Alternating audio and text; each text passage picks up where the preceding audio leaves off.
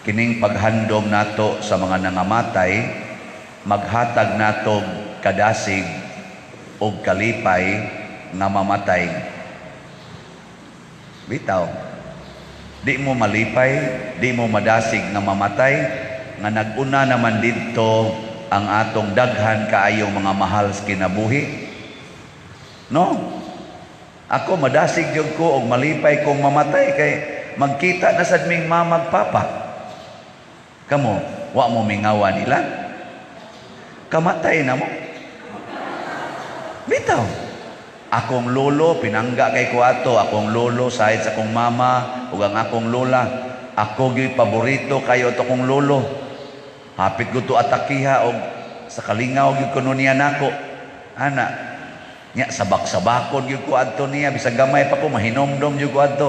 Sabak-sabakon ko, sigihan ko hatag og pagkaon nga lami. Unya, og mahadlo ko mamatay. Di ko ka kita sa akong lolo balik. Akong iyaan. Kuhaan gyud ko manghod ni mama. Kuhaan gyud ko atong mga bayabas kay pakanon. Pagka pinanggaa gyud. Unya, hadlo ko mamatay nga magkita na mi ato basi gaandam na turog lang mga langit nung bayabas dito. Mao na sa unang pagbasa gihisgutan nga wapa gani mataw si Kristo, wapa mo anhi si Kristo sa kalibutan aron isulti ang kamatuoran. Si Judas usa ka pangulo sa mga Israelita naghalad na para sa mga patay kay mituo siya nga mabanhaw ang namatay. Nganong nituo man siya, gilamdagan sa espiritu sa Ginoo aron wapa gani si Kristo moabot, gisugda na sa Ginoo pagpasabot nga dili ta mga matay. Nga kining atong lawas nga gida karon dili ni madugta dinhis kalibutan. Mubalik ra nigtapot sa atong kalag sa espirituhanon nga kahimtang. Tawag na to spiritual body, spiritual existence. Kay kana man gyud atong padulngan. Di man ni temporary ra man ni. Kani ba dinhi temporary ra ni oy? Wagi siguro karong hapon ihatod na sad ang uban ngadto sa punerarya. Ngano man? Tungod kay temporary man ni kani atong lawas, pero doon na ni siya permanente nga kahimtang. Nya unsa man ang permanenteng kahimtang inig kabanhaw nato. Pero duha ka buok ang klasis pagkabanhaw mga igsoon. Timan gini. Na ako noy banhawon aron silutan, naa say banhawon aron lipayon didto sa langit. Mao nay duha ka klase sa pagkabanhaw. Tinuod mabanhaw ta, pero duha ka klase. Ang mabanhaw nga tuas langit ibutang ug ang nabanhaw aron silutan sa impyerno. Dahil karon kamo kadtong inyo mga ginikanan, mga apuhan, mga kaigagawan nga nangamatay, asa man ninyo gusto silang mabanhaw? Mabanhaw ngadto sa langit o mabanhaw padong sa impyerno? Kinsa dinhi ang nangandoy nga ang akong kaliwat mabanhaw padong sa impyerno? Wa, lingi ako na imong tupad. Lingi imong tupad. Pangutan na siya. Pangutan na ingna gusto kang malangit. Ingna. Nisanong imong kan. Oh, na siya. Wa gi usa na to kinsa gutay gustong impyerno. Pero timan anato ang Ginoo dili sad gustong maimpyerno ta. Unsay iyang gigamit aron malangit kita? Gigamit niya ang iyang gugma. Gugma ang gigamit sa Ginoo. Mao na diri sa atong ikaduhang pagbasa niingon diri si San Pablo sa iyang sulat ngadto sa taga-Roma, kinsa may makapahimulag nato sa gugma sa Dios? Muratag ang iyang gugma ba? Mura gigunitan ta. Di ba kanang maghigugma ay maginunitay mo na? No? Kasuway mo so na? Ayaw na lang karon nga minyo na mo kay wa na mo gani hinikapay. Pugsuno nakaingkamot nga mohikap no kun minyo na ko no wa man sa ko kasuhay ana. Pero nakasuhay ko sa una uyab. Basta ini kita kupot yun. Ana, arog nindot kayo ikupot ba? Kasuhay gani ko ana agbay. Walang madalos akong kamot ngadto padong ana. Ang lain naman karon kay inig agbay dalos dayon. Ngano madalos man isa dangog kayo kay wa man goy tabon. Ang sa spaghetti ra may gibutang dire. Ana, sulob di inig agbay dangog ya kay nang abagas babay ingon sila. Ang ko kasuhay ana nga way tabon. Pag agbay na ko na may tabon di kay dangog. Karon wa na may hapit tabon dire. Pating dangoga. Ya pag abot sa ubos wa na say hapit-hapin.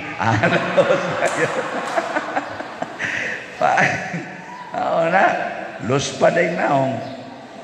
Ngano nahisgot man ko. Ano ka gugma lagi? Gugma ba? Mukupot gyud ang gugma. Gunitan kita. Mao na matud pang San Pablo, kinsa may makapahimulag nato sa gugma sa Dios. Tanawa ha? Gatuo kita nga kani di malas kini ug moabot nato pero di ni makapahimulag. Iyang gi-mention dire ang kasamok ba? Paraning kasamok ros kalibutan. Kanang kasamok sa inyong pagpuyo. Di na makapahimulag nato.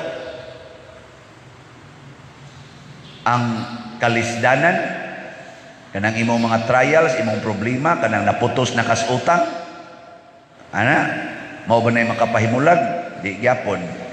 Ang paglutos, kanang i-persecute kanang kuralon ang imong agianan, di na kapagion, di na makapahimulag nimo. Ang gutom, kanang wa na kay hapit gikaon, ana, perti na gid imong lisura, nataktak pa kas trabaho, di gyapon. Ang kakabos, hapit ka way balay, naalang ka squatter, naalang ka sidewalk puyo, di gyapon. Ang katalagman, kani mga linog, kani mga tsunami, mga bagyo, bagyo, mura ko ito yatong salmo. O ang kamatayon, di makapahimulag. Kaya di man makapahimulag, bisan ang kamatayon, sa ato pa, di ta mamatay. Amo na siya ang analysis ni San Pablo. Pero unsa may makapahimulag nato? Hibaw mo? Hibaw mo? Siya mo sa gwapa mo hibaw no? Ang wa hisguting San Pablo dire ang sala. Kay ang makapahimulag nato mao ang sala. Namo roy sala? Kusga. Kinsa dinhi ang way sala.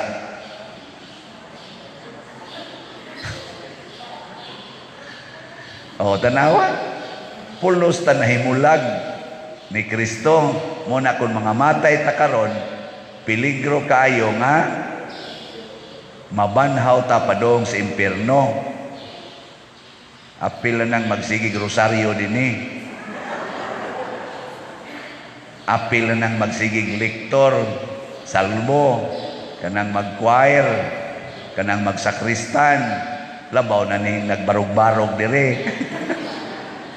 Nabitay na ingon ako, Pader, nakabasa ka nang naanggit po gina sa YouTube nga katubitang pari nga namatay, nga nabalik na rin. Itong pari bang misyonero bang namatay, nabangga ang ito yung sakyan, niya human, nabuhi ba? Gida ko nung atos impierno, purgatorio, nga to langit. Daghan ko nung kaing pari o obispo to ako nos impierno. Insya Pader, naalagi gibutan tinuod ni Pader. Insya, wa pa gani kakabasa, ako kang padadaan Pader, arong kakabasa, pero dugay na ko nakabasa na. Kulbaan gani ko, napayay. Daghan ko nung kaing pari o obispo, napagi ko nung Santo Papa, natuwa ko nung sa impierno. Pero giingnan ko no siya siyang anghel o sa Ginoo ayaw gyud isulti angan. Dili ka allowed nga mosultis ngan kay nakailam ko no siya sa uban. Ana, pero di ko no siya pasultihon. Kay magubot ta dinhi. Pero ingon ko, siyempre, kamura day gusto maimpierno. Hasta pare, impierno sad sama sad nga kamo gusto mong malangit. Kami gusto sa ming malangit. Si arang-arang mo Pader kay duol na mo sa langit. Inako, kinsa may unang santo sa Pilipinas? Kinsa mo rin ito mga santos Pilipinas? Si San Lorenzo Ruiz o si San Pedro Calungsod. Unsa man na sila? Mga pare? Dili oy. Si San Lorenzo Ruiz, usa ka amahan, usa ka bana.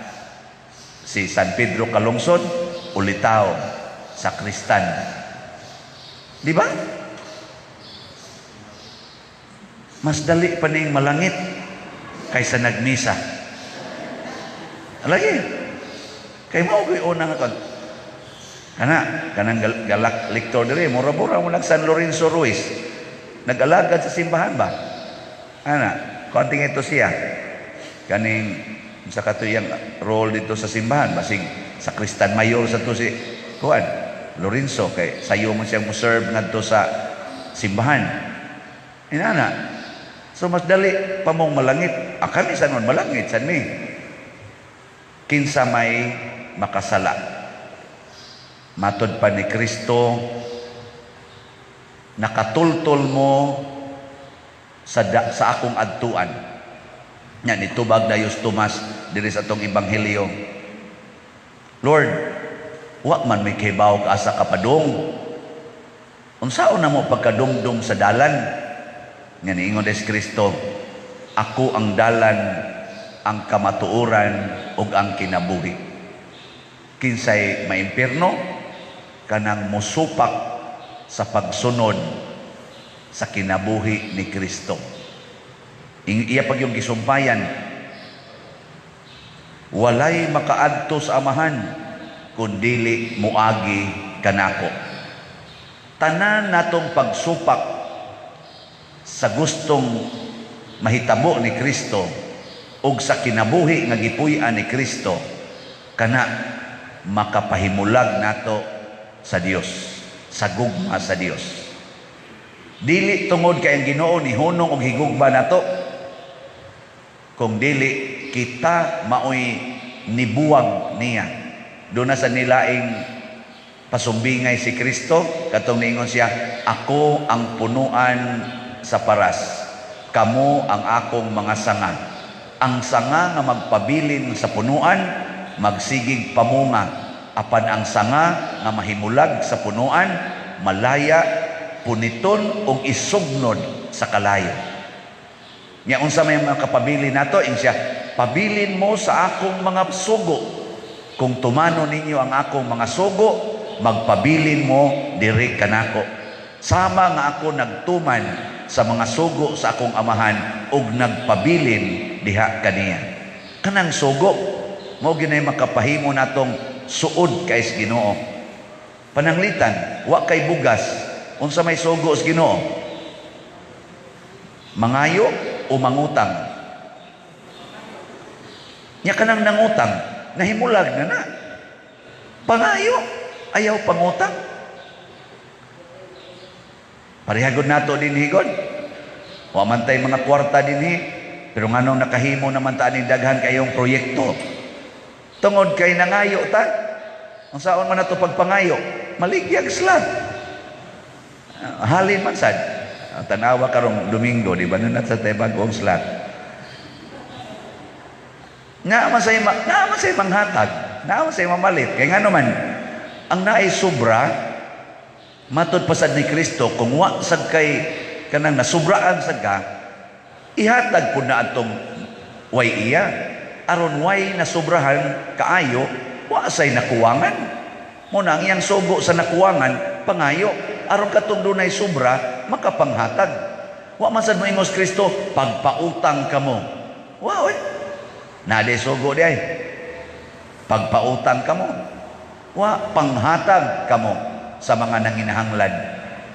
Na siya sugo. Lagot lagi mo na ako. Peligro kay ni mahimulag. Panalitan, gilutos ka. Naitaw nga magsiging lutos nimo, daog-daogon gyud ka unsa may sugos Ginoo diha. Higugmaa ang imong kaaway. Iampo nga magmaayo ang lawas adtong na naglutos kanimo. O di ba? kanindot ana, unyag masuko ka ng mga tawhana. Asa man ka padong? Ato ka sa impyerno. Og mamatay, unsa may sugo sa Ginoo hindi kamatay? Ha? Unsay sugo? Uy. Wa mo kibaw kung say sugo.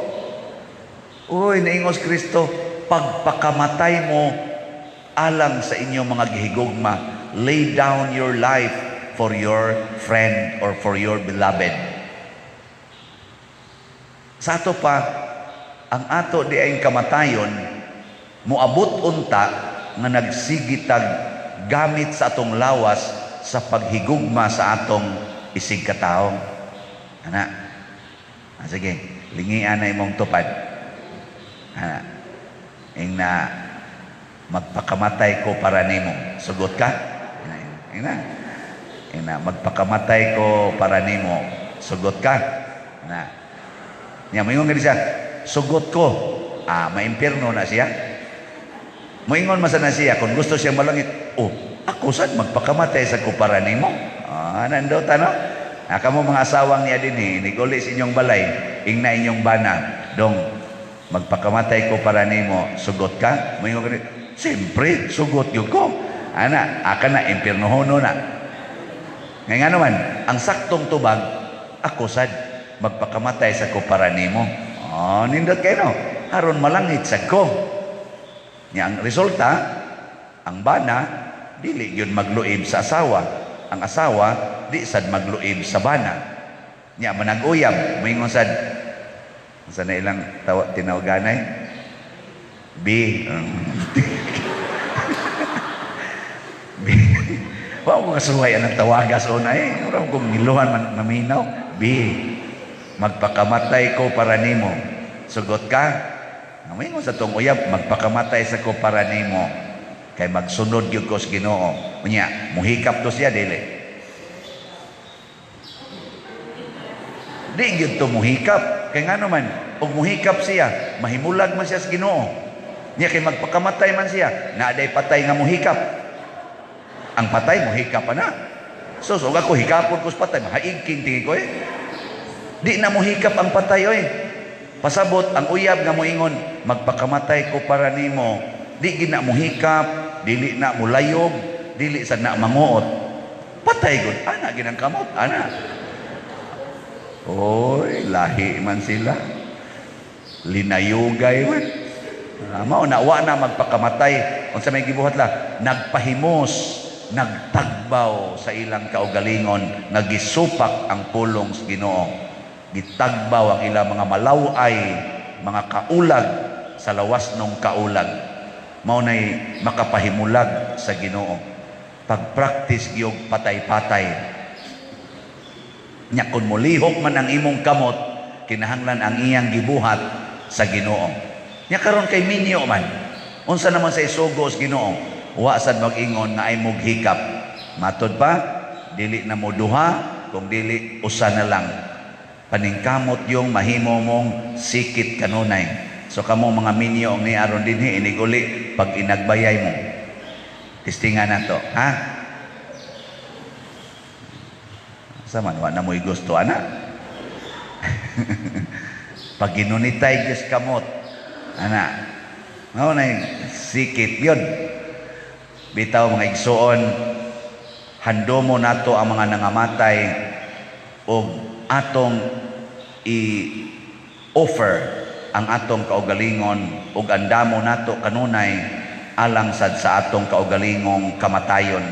Sayod ta nga ang kamatayon dinhi sa kalibutan dili malikayan, moabot yun apan dili na maoy tinuod nga kamatayon basta nagsubay ta sa dalan nga mao si Kristo. Nindog ta.